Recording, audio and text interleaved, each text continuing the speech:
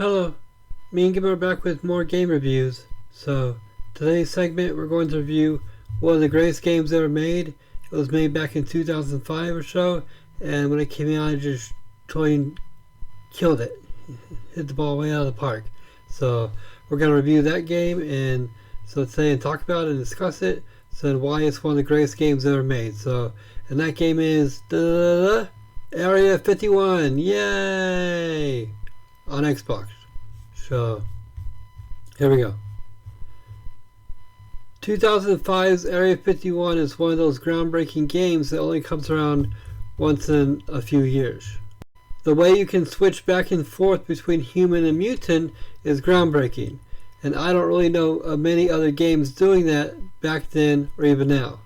And David Duchovny's Ethan Cole's main character's vocals, Marilyn Manson's, Edgar the Gray's vocals, and Powers Booth the commanding officer's vocals, lending their voices to the game was pure genius, and each actor's voice perfectly fits the character they're portraying.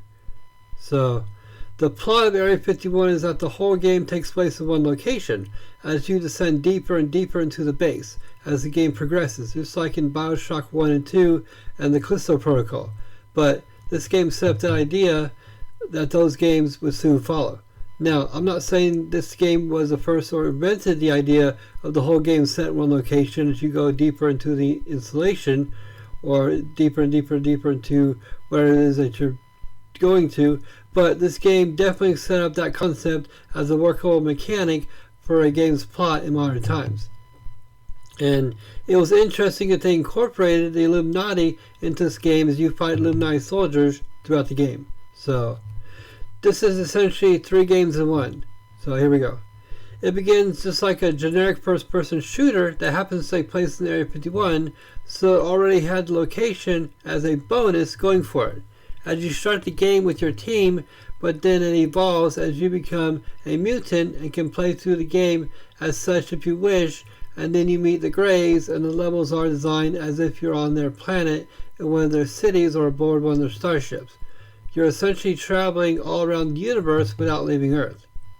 So, and the way you can carry an infinite number of weapons all at the same time is really handy for fighting those pesky Illuminati soldiers, or mutants if you don't have enough mutagen to change into your mutant form. And a lot of games back then, even now, you can only carry 2, maybe 3 weapons. But in Area 51, 2005, you could carry as many weapons as you could find. So you could carry 2, 5, or 20. So that was pretty interesting, that concept that they incorporated into the game. It's really helpful when you're trying to beat those data forms. And so, yeah. And some of the game mechanics and technology in some of the game, as far as stuff in Area 51, wouldn't be seen again in games until years later. Now, I covered all these aspects in my Let's Talk videos about Area 51 on the same channel, so go check them out.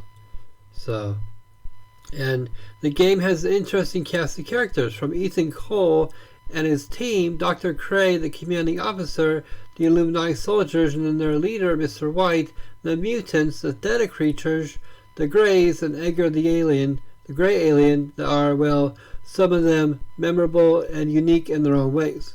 So, a captivating storyline, lots of great firefights, switching between human and mutagen was awesome, interesting cast of characters, great graphics for its time, but while the level designs were kind of generic and repetitive, they were interesting and captivating at times. Interesting imagining of the inside of Area 51, and all around great game. So I would definitely recommend this game to anyone. So, because according to me, this game is a must-play for sci-fi and first-person shooter fans, or fans of the X-Files, or really anyone who likes blow-through, shoot 'em all, carnage, or sci-fi alien games, and is a must-have in your gaming collection. So, love this game. It's one of my all-time favorite games, and one of the greatest games ever made, period. So, if you haven't played 2005's Area 51, you should get Xbox and go check it out today. So, you won't be disappointed. So, that's all. Thanks for listening, and I'll see you later. Later!